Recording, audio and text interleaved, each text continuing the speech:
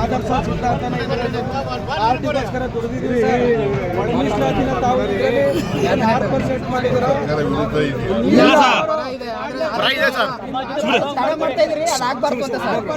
ತಾವು ಏನ್ ಮಾಡಿದ್ರಿ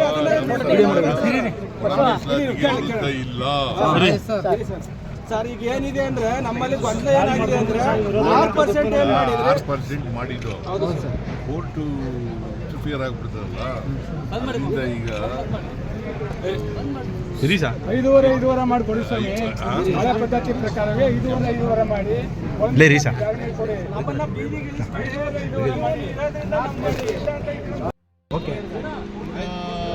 ನಾರಾಯಣ ಸ್ವಾಮಿ ಇದ್ದ, ಕಾರಜೋಳ ಇದ್ದ, ಆಮೇಲೆ ನಮ್ಮ ಆಂಜನೇಯ ಇದ್ದ. ಅವರು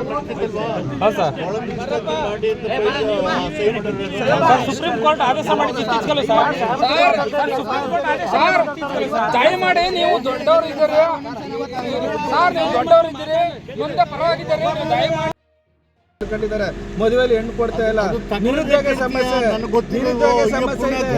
ಯಾರು ಕೂಡ ಇಲ್ಲಿ ನಮ್ಮಲ್ಲಿ ಉದ್ಯೋಗದಲ್ಲಿ ಒಬ್ಬರ ಇಬ್ಬರ ತಾಲೂಕಲ್ಲಿ ಇರೋರು ಸರ್.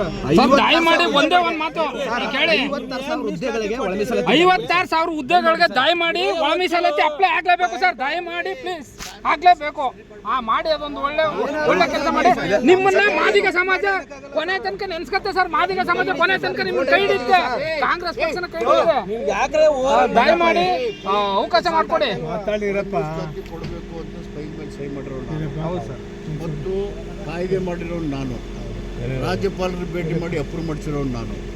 ಸುಮ್ಮನೆ ಗೊತ್ತಿಲ್ಲ.